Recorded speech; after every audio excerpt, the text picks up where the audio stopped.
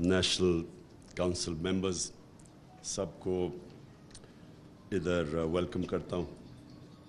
اور جو ہمارا اصل آج یہاں آنے کا مقصد وہ یہ کہ اپنی جو کانسٹیٹیوشن ہے اس کو اپڈیٹ کریں.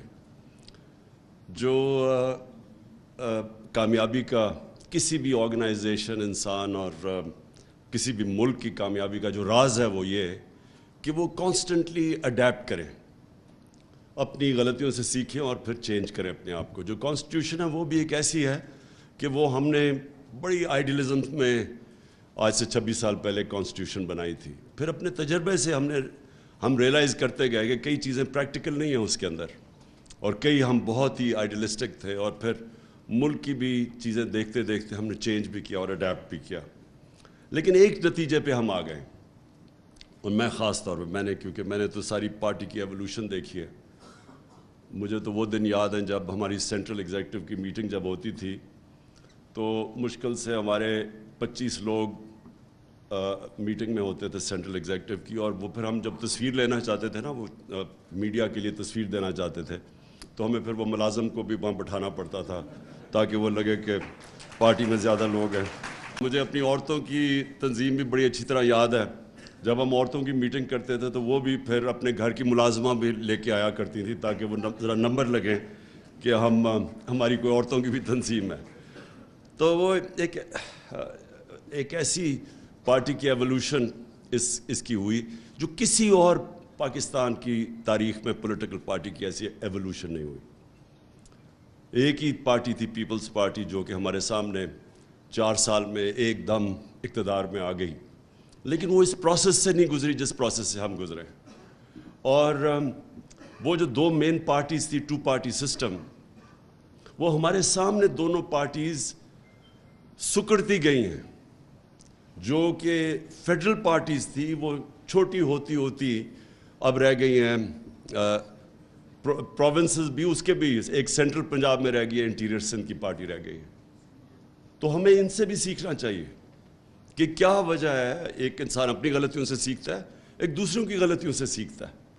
تو ہم نے جو سب سے چیز ریئلائز کی کہ پارٹی کبھی گرو کر ہی نہیں سکتی اگر وہ ادارہ نہیں بنتی اور اس میں میرٹ نہیں ہوتا.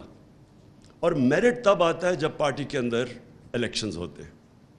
اور ہمارا انفارچونیٹلی ہم نے بڑے ایمبیشس الیکشنز کروائے تھے. ایک بہت بڑا الیکشن کروایا 11 مہینے کا, اور اس کے اندر بڑی ہمیں مشکلات کے سامنے, کیونکہ پاکستان میں کوئی پریسیڈنس ہی نہیں ہے الیکشنز کا پارٹی کے اندر. تو ہم نے اپنی طرف سے ایک پورا سسٹم ڈیولپ کرنے کی کوشش کی جو پوری طرح کامیاب نہیں ہوا. پھر ہم نے دوسری دفعہ ٹیکنالوجی کا استعمال کیا, وہ بھی انفارچونیٹلی وہ سسٹم ایسا تھا کہ پریکٹیکل جب اینڈ میں ہم نے اس کو ٹیسٹ کیا تو وہ ٹیکنالوجی وہ کامیاب نہیں ہوا. تو پارٹی کے الیکشنز کی سب سے امپورٹنٹ چیز یہ ہوتی ہے کہ جو الیکشن ہو وہ فری اینڈ فیئر ہو, لوگ سمجھیں, اس کو پروسیس میں بلیو کریں. اگر آپ کا الیکٹرل پروسیس ٹھیک نہیں ہے تو بجائے وہ پارٹی کو مضبوط کرنے کی وہ کمزور کر دیتا ہے. آپس میں لڑائیاں ہو جاتی ہیں جب ایک بلیو ہی نہیں کرتے لوگ کہ یہ پروسیس ٹھیک ہوا, تو پھر اندر آپس میں پارٹی کے اندر ڈویژنز پیدا ہو جاتی ہیں, تو وہ بجائے پارٹی کو مضبوط کرنے کے کمزور کر دیتی ہے. جس طرح کرکٹ کی دنیا میں جب نیوٹرل امپائرز آئے, نیوٹرل امپائر سے پہلے بھی ایک کرکٹ کی 150 سالہ تاریخ تھی, اور نیوٹرل امپائرز کے بعد بھی جو کرکٹ دیکھتے ہیں انہوں نے ایک اس کا وہ جو فیز دیکھا ہے. نیوٹرل امپائرز آنے سے پہلے اپنے اپنے امپائرز ہوتے تھے, اور زیادہ تر کرکٹ گراؤنڈوں کے اوپر لڑائیاں ہوتی تھیں. جو ہارتا تھا وہ کہتا تھا امپائرز کی وجہ سے ہار گیا, اور بڑی بدمزگی ہوتی تھی. جب سے نیوٹرل امپائرز آئے, اور اس میں ہم پائنیئرز تھے, سب سے پہلے پاکستان نے اس کو چیمپئن کیا, اور ہم نے 1986 میں پہلی دفعہ دنیا میں نیوٹرل امپائرز کھڑے کیے. اور اس سے کیا ہوا کہ آج آپ کرکٹ کی دنیا میں دیکھیں کہ سارے جو ہارتا ہے وہ ہار ایکسیپٹ کر جاتا ہے, امپائرز کے اوپر نہیں ڈالتا, بالکل چینج آ گیا. تو اسی طرح ہمارا بھی پرابلم یہ ہے کہ ہمارا پاکستان کے الیکشنز جو ہوتے ہیں, کوئی بھی الیکشنز کے اندر سوائے 1970 کے جو بہت اچھا الیکشن ہوا تھا, اس کے علاوہ کوئی بھی الیکشن ایسا نہیں کہ جو ہارتا ہے وہ مانے کہ جی میں صاف اور شفاف الیکشنز کی وجہ سے ہارا ہوں. اسی لیے ہم نے یہ EVMs کا پوری کوشش کی. 2 سال 2.5 سال سے ہر کیبنٹ میٹنگ میں پوچھتا تھا EVMs کا پروگریس. اور ہمیں بدقسمتی سے یہ جو الیکشن کمشنر ہے اس نے پوری کوشش کی اس کو سیبوٹاج کرنے کی. اس نے حالانکہ الیکشن کمیشن کا تو کام ہے جو گورنمنٹ ایک الیکٹرل پروسیس دیتی ہے اس کو امپلیمنٹ کرے. اس نے پورا زور لگایا EVM مشینز نہ آنے پہ, اور اس کی وجہ تھی کیونکہ وہ 2 پارٹیز نے بھی اپوز کیا اس کو, اور اس کی بھی وجہ ہے کیونکہ ان کا سسٹم بنا ہوا ہے الیکشنز کی ریگنگ کا. ابھی جو یہ 20 بائی الیکشنز ہوئے, آخری 2 ہفتے ہماری پارٹی کی سب سے بڑا جو ہمارے آپس میں ہم بیٹھتے تھے اور جو سب سے بڑا کنسرن تھا, اور ساری کوششیں کیا ہو رہی تھی کہ ان کو الیکشن میں دھاندلی کرنے سے کیسے روکنا ہے. کوئی دنیا میں سوچے کہ ایسی برطانیہ میں الیکشن ہو تو سوچیں کبھی یہ کوئی تصور بھی نہیں کر سکتا کہ آپ دوسروں کو دھاندلی کرنے سے کیسے روکتے ہیں. 2 ہفتے پہلے میٹنگز ہو رہی ہیں کہ کیا کیا طریقے ہیں دھاندلی کے, ہم نے روکنا کیسے ان کو. اور پٹن کی رپورٹ تھی, یہ جو NGO ہے الیکشنز کے اوپر, فری اینڈ فیئر الیکشنز پہ, اس کی رپورٹ ہے NGO کی کہ 163 طریقے ہیں دھاندلی کے, اور ایک دفعہ EVM مشینز آ جائیں تو 130 ختم ہو جاتے ہیں, یعنی 130 طریقے دھاندلی کے ایلیمنیٹ ہو جاتے ہیں. تو اسی لیے یہ جو سسٹم پورا جو پرانا سٹیٹس کو, کرپٹ سسٹم کو بچانا چاہتے ہیں, انہوں نے اسی لیے پورا سیبوٹاج کیا کہ پاکستان میں EVM مشینز نہ آئیں, جبکہ ہندوستان میں بھی ہیں, ایران میں بھی, دونوں ہمسائے ملکوں کے اندر EVM مشینز ہیں. پارٹی کے اندر بھی انشاءاللہ جو میرا ویژن ہے پارٹی کا وہ یہ کہ اصل میں میریٹوکریسی تب آئے گی. اور ابھی جو باتیں بھی کی ایکنالجمنٹ کی, خواتین کے ونگ کی بھی, اور یہ علی نے بھی ابھی جو باتیں کی کہ کیسے ورکرز کو اکنالج کرتے ہیں, کہ پاسبل نہیں ہے کہ ایک پارٹی چیئرمین سارے اتنی بڑی پارٹی جو ماشاءاللہ بن گئی ہے کہ سب کو اکنالج کرے. لیکن اس کی اصل جب میریٹوکریسی آپ کے سسٹم میں آ جاتی ہے تو آپ کا سسٹم اس کو اکنالج کرتا ہے, اور وہ کرتا ہے ووٹ کے, آپ کے جو ہر طبقے کے اوپر جب وہ ووٹ دیکھتے ہیں کوئی کام کر رہا ہے وہ آٹومیٹکلی اوپر آ جاتا ہے. اور ہماری جدھر میں سمجھتا ہوں کہ پارٹی صحیح معنی میں چلی وہ ہماری انصاف اسٹوڈنٹ فیڈریشن پختونخوا کے اندر تھی. انہوں نے ہم اندر الیکشنز کروائے, اور الیکشن سے کانسٹنٹلی نئی لیڈرشپ آتی رہی. تو جو آج بھی ان کے ہمارے جو لیڈرز نکلے ہیں مراد سعید کے بعد, وہ سارے ISF سے اوپر ڈیولپ ہو کے آئے ہیں. اور وہ کیونکہ وہاں الیکشن کا سسٹم تھا ISF کا, ان کے اوپر میرٹ آتی گئی. یہی ہماری انشاءاللہ جیسے ہم اس الیکشن سے فارغ ہوتے ہیں, یہ جنرل الیکشن سے, تو ہماری سب سے بڑی کوشش ہوگی کہ ہم امیجیٹلی پارٹی کے اندر ایک الیکشنز کروائیں, اور ایک ایسے پروسیس سے کروائیں, کیونکہ اب تو ہمارے پاس ٹیکنالوجی کے, اور ٹیکنالوجی تیزی سے آگے بڑھ رہی ہے, تو ہم انشاءاللہ ابھی سے ہی ٹیکنالوجی کا استعمال کر کے ایک بڑا الیکشن کروائیں گے, تاکہ نیچے سے جو بھی محنت کر رہے ہیں وہ اوپر آتے جائیں, اور پھر پارٹی کے اندر ہمارا وہ پروسیس ڈیولپ ہو جائے میرٹ کو اوپر لانے کے لیے.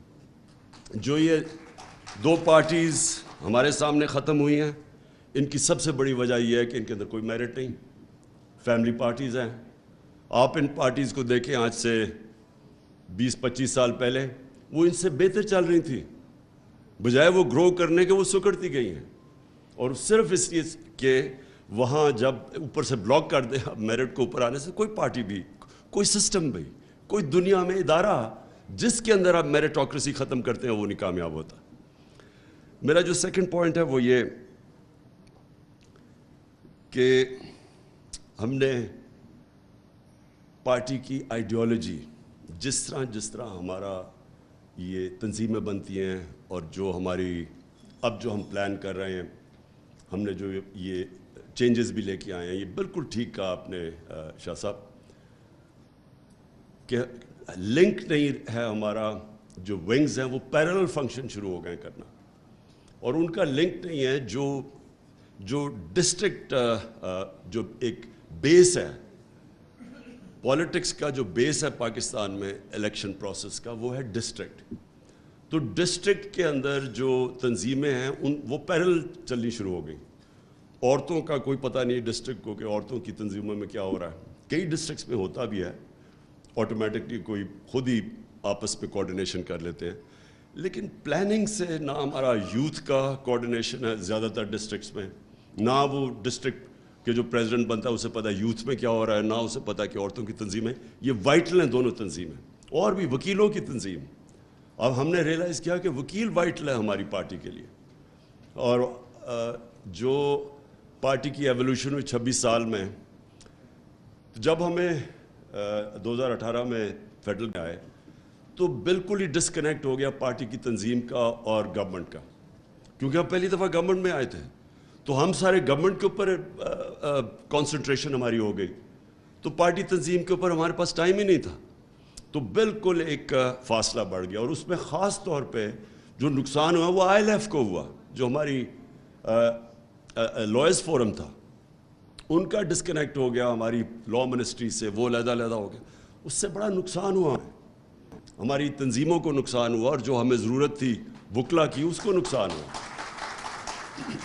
سو آج ہمارا مین یہ ہے کہ ہم نے اب اس سب کو کوآرڈینیٹ کرنا ہے, اس ایفرٹ کو.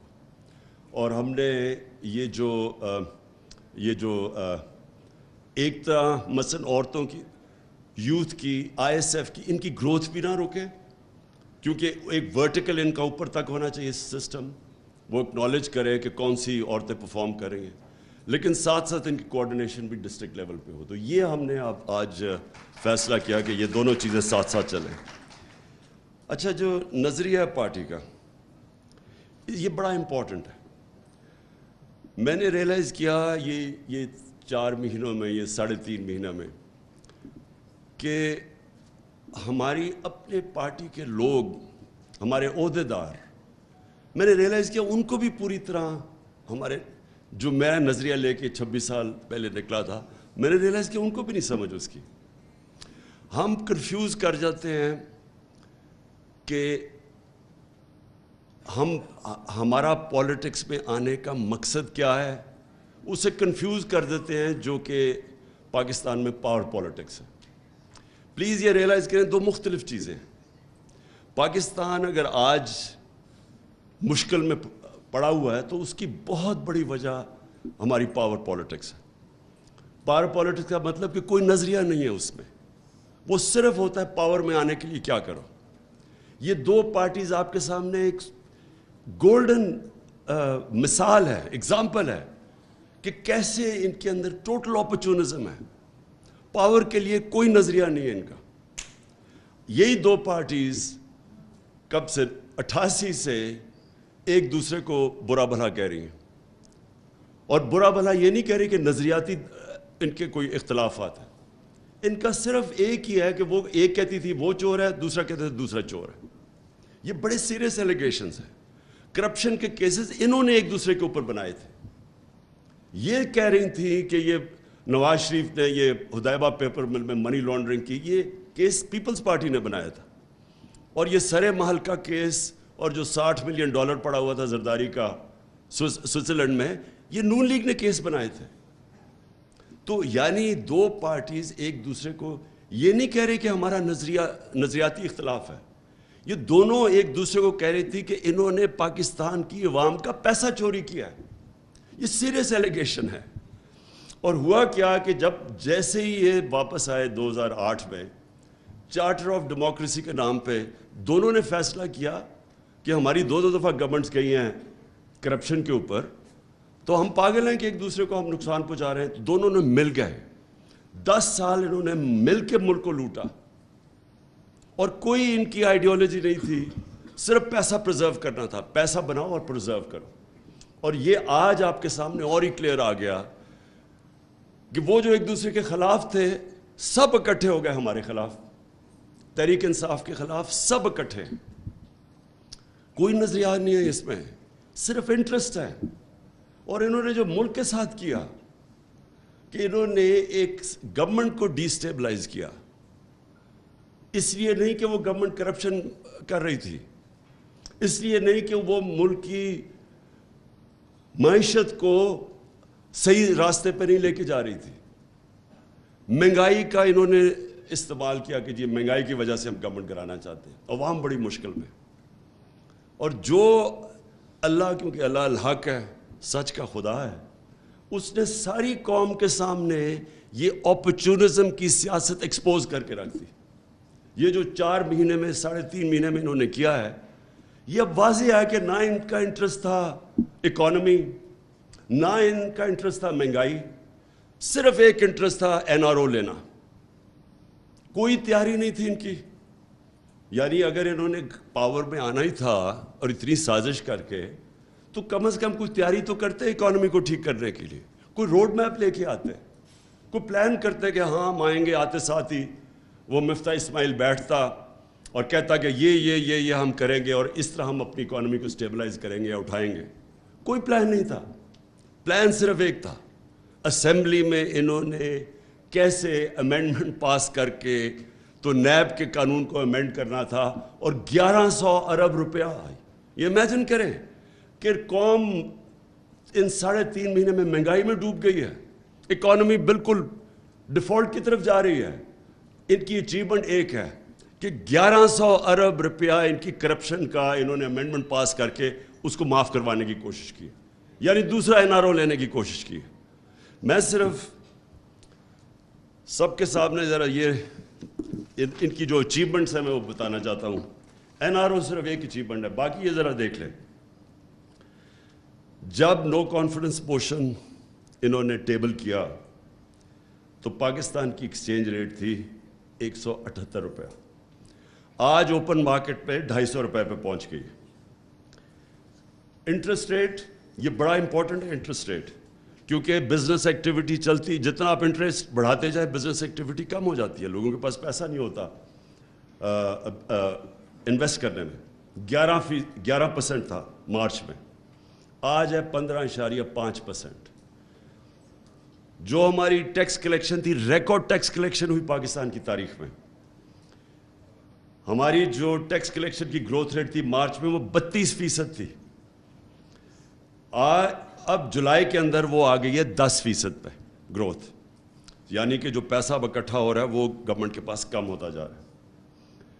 ہماری جو ایکسپورٹس ہیں اور ہماری جو ریمیٹنسز ہیں, دونوں کی ٹرینڈ نیچے آنا شروع ہو گئی. یعنی کہ جو ڈالرز, اصل کرائسس کیا ہے, ملک میں ڈالرز کی کمی ہو گئی. تو جو چیزیں ہماری دور میں ریکارڈ ڈالرز آ رہے تھے پاکستان میں, ریمیٹنسز ریکارڈ پہ تھی, ایکسپورٹس ریکارڈ پہ تھی, وہ دونوں کے اندر کمی آنی شروع ہو گئی ہے. یہ سب سے خطرناک چیز اس لیے کہ یہ ہمیں لے کے یہ جا رہی ہے اب ڈیفالٹ کی طرف. اس کے بعد جو ان کی وجہ سے ڈالرز, اصل بیرونی جو خسارہ ہے وہ سب سے زیادہ تنگ کرتا ہے ہمیں. مارچ کے اندر جو بیرونی خسارہ تھا وہ $500 ملین تھا, آج 2.6 ارب ڈالر پہ پہنچ گیا بیرونی خسارہ. جو لوگوں کے لیے جو انہوں نے سب مہنگائی مارچ سب کچھ کیا, کیا مہنگائی بہت زیادہ ہے. آج ذرا سن لیں کہ SPI مارچ کے اندر 17% تھی. اب یاد رکھیں کہ یہ ہم بھی IMF پروگرام میں تھے. یہ جو انٹرنیشنل کموڈٹی سپر سائیکل, یعنی جو قیمتیں اوپر گئی تھی تیل کی, وہ ہمارے دور میں بھی چلی گئی تھی. اس کے باوجود ہمارا جو SPI انفلیشن تھی, جو مہنگائی تھی, وہ 17% تھی, آج 38% ہے, 38%.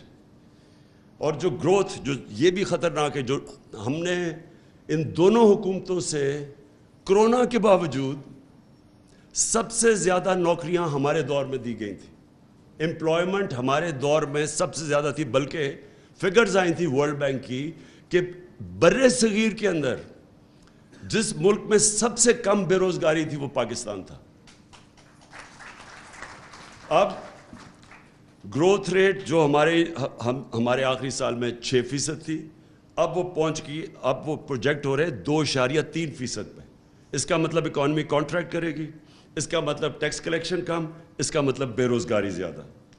ریزروز, جب نو کانفیڈنس موشن یہ انہوں نے درج کیا تھا, ٹیبل کیا تھا پارلیمنٹ میں, تو ہمارے ریزروز تھے 16.4 ارب ڈالر. آج وہ پہنچ گئے ہیں 8.5 ارب ڈالر، تقریباً آدھے ہو گئے۔ تیل، یہ ذرا بڑا امپورٹنٹ ہے آپ سب کے لیے کہ اب مجھے یاد ہے 12 روپے ہم نے تیل کی قیمت بڑھائی تھی، تو بلاول نے کام پہ ٹانگنے والی مہنگائی مارچ شروع کر دی تھی سندھ سے کہ وہ پتہ نہیں پبلک کتنی نکلے گی، 12 روپے پہ۔ اب یہ سنیں ذرا، ہمارے دور پہ جو تیل تھا انٹرنیشنل مارکیٹ میں وہ $110 کا تھا۔ انٹرنیشنل مارکیٹ میں ہمارے دور تیل $110 کا تھا۔ ہم جو پٹرول بیچ رہے تھے وہ 150 روپے لیٹر تھا، پیٹرول 150 روپے لیٹر، اور ڈیزل 144 روپے لیٹر۔ انٹرنیشنلی تیل کی قیمت تھی $110۔ آج انٹرنیشنلی تیل کی قیمت ہے $95، اور ڈیزل بک رہا ہے، پیٹرول بک رہا ہے 227 روپے لیٹر، اور ڈیزل ہے 244 روپے لیٹر، جبکہ آپ کے سامنے۔ اور اس کے علاوہ جو عام لوگ استعمال کرتے ہیں کوکنگ آئل، گھی، اس کی قیمت نیچے آ گئی ہے انٹرنیشنل مارکیٹ میں، لیکن یہاں 200 روپے اوپر چلی گئی ہے گھی یا کوکنگ آئل کی قیمت۔ جو اور بڑی خطرناک چیز ہے وہ ہے large scale manufacturing, industrial growth, جس کی وجہ سے نوکریاں ملتی ہے، گروتھ ریٹ بڑھتی ہے۔ تو ہماری مارچ کے اندر یہ بڑا امپورٹنٹ ہے آپ کے لیے، لارج اسکیل مینوفیکچرنگ کی گروتھ 26% تھی، آج وہ مئی کے اندر وہ 10% پہ آ گئی تھی، 26 سے 10% پہ، اور آگے جو حالات نظر آ رہے ہیں وہ اس سے بھی نیچے آئیں گے۔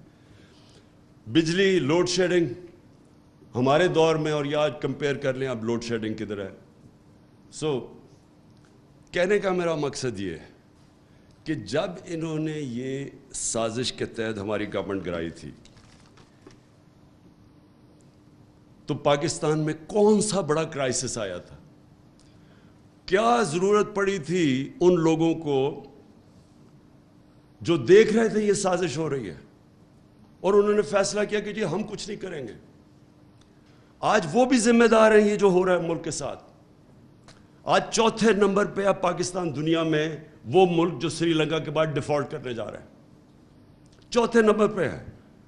یہ جو ملک ادھر جا رہا تھا، جدھر یہ اب جا رہا ہے، پتہ نہیں کتنی دیر لگے گی کہ اس ملک کو آپ واپس اٹھائیں گے، کیونکہ اس کے بھی ڈائنامکس ہیں۔ جب بزنس کانفیڈنس ہی ختم ہو جاتا ہے، آج اب آرمی چیف کال کر رہے ہیں امریکنوں کو کہ وہ شرمن کو کہ جناب ہمیں IMF سے سفارش کر کے ہمیں وہ پیسے دلوا دیں۔ آپ سوچیں کہ ملک کا کیا حال ہے۔ یعنی یہ اگر گورنمنٹ کے اندر یہ حالات ہیں کہ گورنمنٹ کی کریڈیبلٹی اتنی نیچے چلی گئی ہے کہ ان کو آرمی چیف کو کہنا پڑ رہا ہے کہ جی ان کو ٹیلی فون کریں، اور گورنمنٹ کا سوچے کہ نہ ان کی باہر کریڈیبلٹی رہ گئی ہے۔ وہ آپ نے شہباز شریف کی وہ ویڈیو دیکھ ہی لی ہوگی، وہ میں نے ویسے کافی دفعہ ویڈیو چلوائی تھی کہ ہم مجبور ہیں، میں بھیک مانگنے نہیں آیا۔ وہ آپ نے تو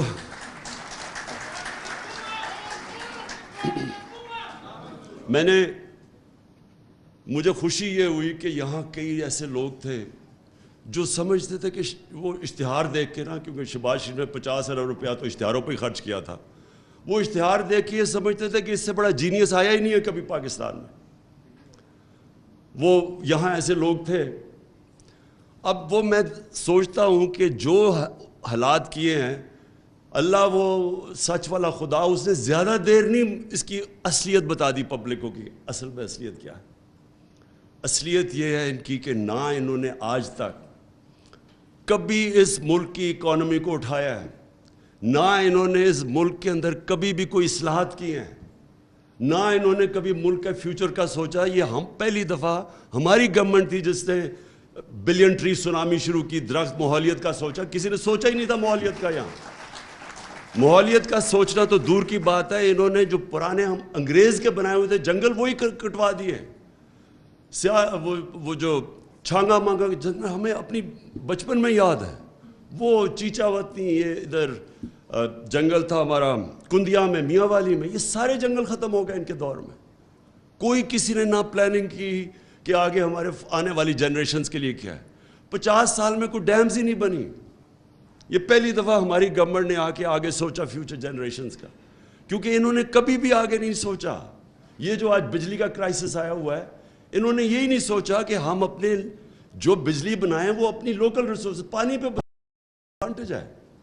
انہوں نے بجلی وہ کمیشنز کے اوپر باہر سے امپورٹڈ فیول کے اوپر بنا دی. اب پیسہ ہی نہیں ہے امپورٹڈ فیولز یعنی کوئلہ، LNG، جو تیل ہے، ہمارے پاس پیسہ ہی نہیں ہے، فورن ایکسچینج ہی نہیں ہے کہ وہ امپورٹ کرے. تو بجلی گھر بنے ہوئے ہیں، ان کے پیسہ بھی ہم دے رہے ہیں، کیپیسٹی پیمنٹس. بجلی بنائیں یا نہ بنائیں ہم ان کو پیسے دے رہے ہیں، لیکن ہمارے پاس پیسہ ہی نہیں ان کو چلانے کے لیے. لہٰذا لوڈ شیڈنگ کی سارے ریکارڈ ٹوٹ گئے. یہ وہ لوگ ہیں، یہ دونوں پارٹیز. آپ 90s میں دیکھیں، ڈاکٹر عشرت حسین نے کتاب لکھی ہوئی ہے.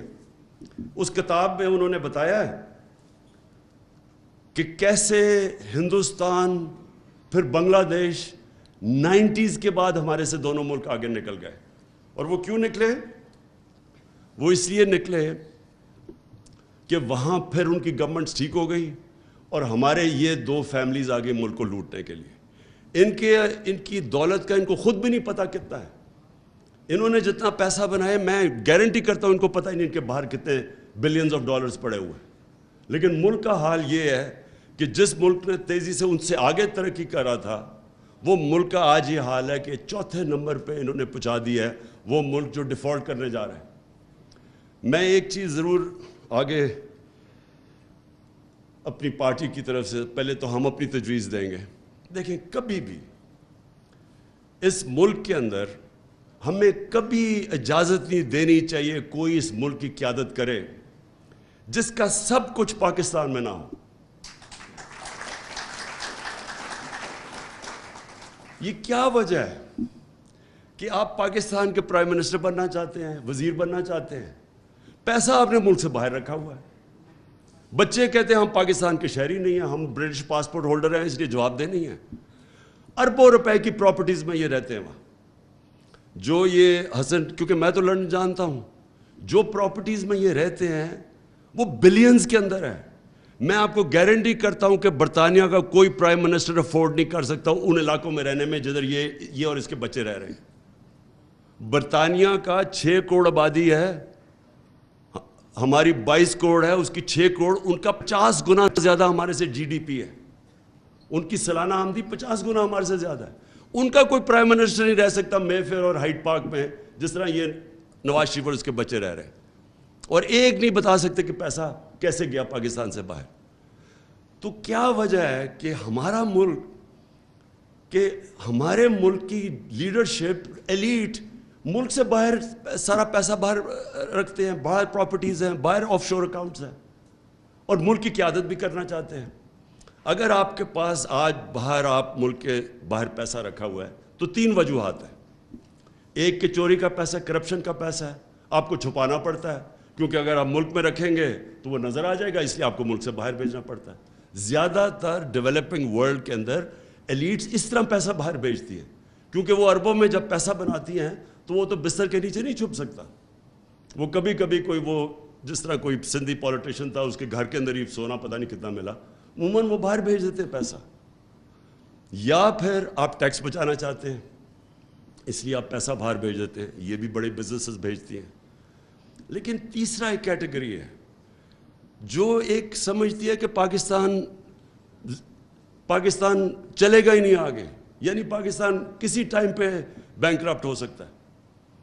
جو لوگ قیادت میں آ کے بلیو ہی نہیں کرتے پاکستان میں، کیونکہ اس لیے وہ انشورنس پالیسی میں پیسہ باہر بھیج دیتے، تو ان کو کیا حق ہے اس ملک کی قیادت کرنے کا؟ اس ملک کی قیادت اس کو کرنی چاہیے ان لوگوں کو جن کا سب کچھ پاکستان میں ہو، سٹیک پاکستان میں ہو، جینا مرنا پاکستان میں ہو. اور یہ آپ سے نہیں ہے، یہ ہماری بڑی بدقسمتی ہے کہ ہم نے اپنی آنکھوں کے سامنے دیکھا کہ یہاں کی لیڈرشپ کھلے عام لندن کے اندر اب پراپرٹیز لینی شروع کر دی. اور یہ نہیں، وزیروں کی بھی پراپرٹیز ہیں باہر، پھر بزنسز بھی پراپرٹیز باہر لے جاتے ہیں. ہمارے بڑے بڑے ایکسپورٹرز وہ بھی پھر باہر پراپرٹیز لے جاتے ہیں. اور یہ آج سب سے بڑا کرائسس ہے، ڈالر کا کرائسس آیا ہوا ہے. تو دوسروں کو کہہ رہے ہیں کہ پاکستان میں پیسہ لے کے آؤ. سب سے بڑا ایسٹ پاکستان کا اوورسیز پاکستانی ہے. ان کو ہم کہہ رہے ہیں پاکستان پیسہ لے کے آؤ، اپنا پیسہ باہر لے کے جا رہے ہیں. اس وقت پاکستان کس کے اوپر چل رہا ہے؟ ہمارے بیرون ملک پاکستانی جو کہ دن 15 گھنٹے کام کر کے پیسہ پاکستان بھیجتے ہیں. ریمیٹنسز، ہمارا جو ورکر ہے وہ جا کے محنت کش جا کے پیسہ پاکستان بھیجتا ہے. اور یہاں ہمارے بیٹھے ہوئے ہیں یہ مگرمچھ جو یہاں سے پیسہ باہر بھیج دیتے ہیں. یہ جب تک ہم ملک کے اندر اس طرح کی قیادت کا راستہ نہیں بند کریں گے، جو بلیو کرتے ہیں اس ملک کے اندر، جو کہتے ہیں کہ اگر ملک نیچے جائے گا تو میں بھی ساتھ نیچے جاؤں گا، وہ پھر دن رات کام کرے گا اپنے ملک کے لیے. وہ لوگ جن کا سٹیک ہی نہیں ہے. آپ سوچیں 30% روپیہ ڈیویلیو ہوا ہے، 30% ہمارا روپیہ ڈیویلیو ہوا ہے. یہ 3 یا 4 ماہ میں ریکارڈ ٹوٹ گئے، اتنے تھوڑے ٹائم میں اتنا روپیہ گرا ہے.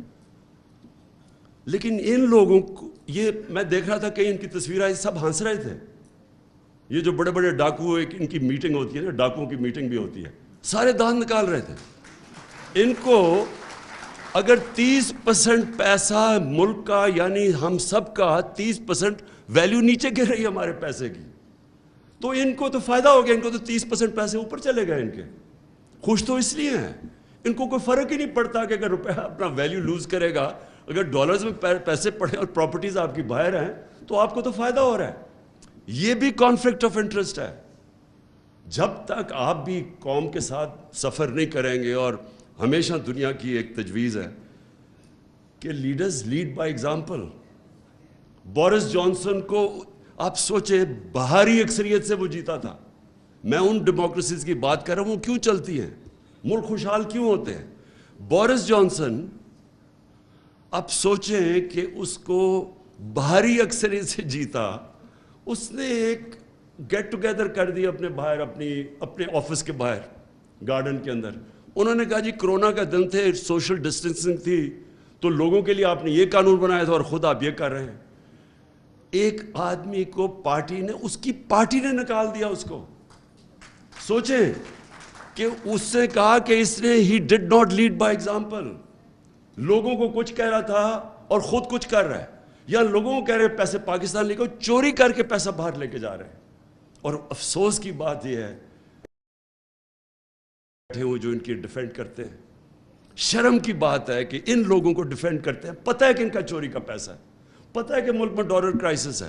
اس وقت تو ہمیں سب کو، سارے پاکستانیوں کو کہنا چاہیے کہ آپ نے کوئی پاکستان سے باہر انویسٹمنٹ نہیں کرنی، پیسہ باہر نہیں لے کے جانا، پرائیویٹ پراپرٹیز اور یہ اور وہ. اس وقت تو سب کو ایمرجنسی ہمیں کر دینی چاہیے کہ اپنے ڈالر پاکستان میں رکھنا ہے.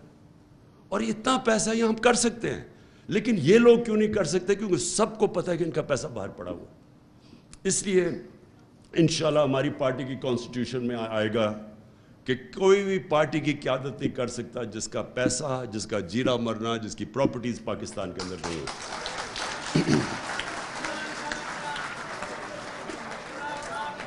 میں آخر میں جی میں پھر سے آپ کی جو آئیڈیالوجی جو پارٹی کی ہے اس کے اوپر میں آنا چاہتا ہوں.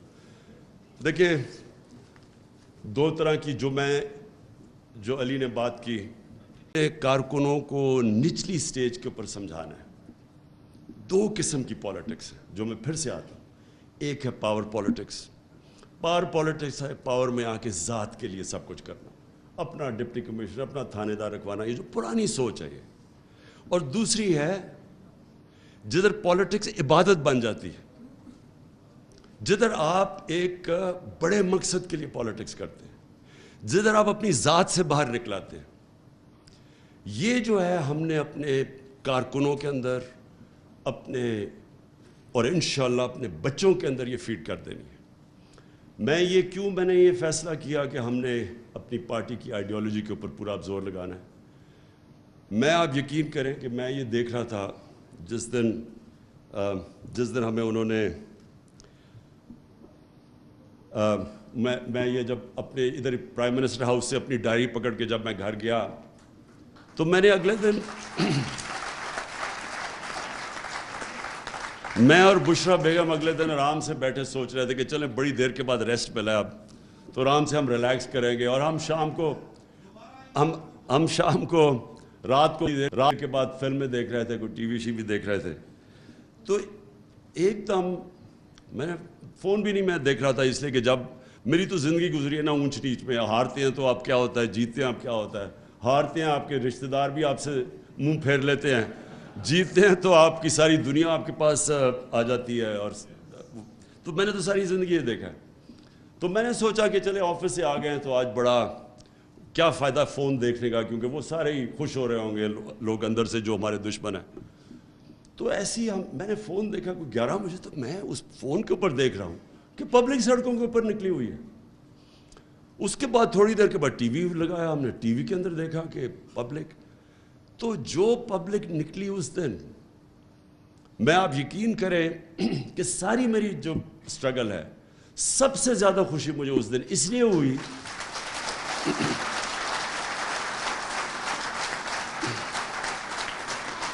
کہ اس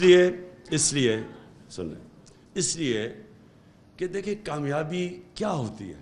میرے لیے کامیابی کیا ہے؟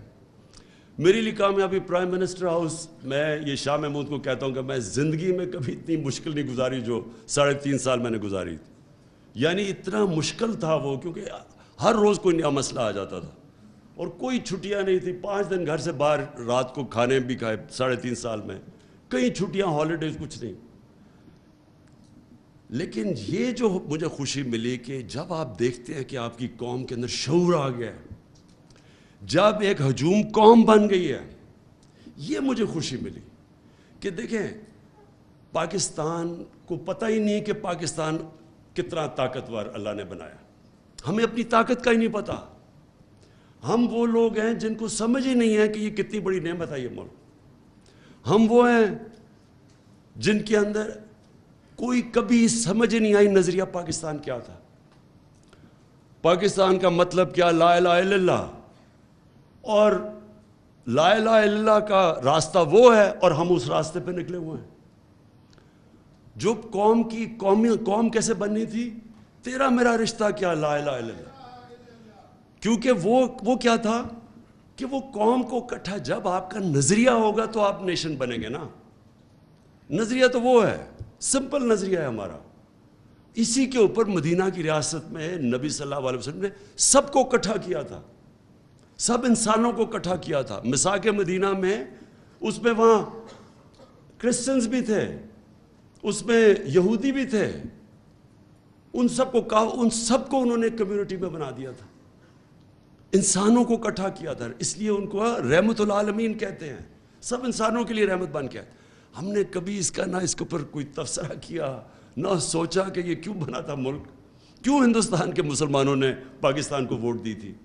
کیونکہ وہ ایک بڑا خواب تھا پاکستان کا, اس کے اوپر آئے نہیں, اور آہستہ آہستہ ہم ادھر نکل گئے جدھر یہ جو آج ہمارے حالات ہیں. اس سے ہم نکلیں گے یہ نظریے کی وجہ سے, جب پاکستانی یہ ریلائز کر لیں گے کہ ہم ایک بڑے مقصد کے لیے بنے تھے اور ہم ایک قوم ہیں. تو قوموں کے لیے یہ قرضہ اتارنا کوئی مشکل کام نہیں ہے. آپ کے اس وقت 1 کروڑ باہر پاکستانی ہیں, 1 کروڑ ہیں باہر پاکستانی.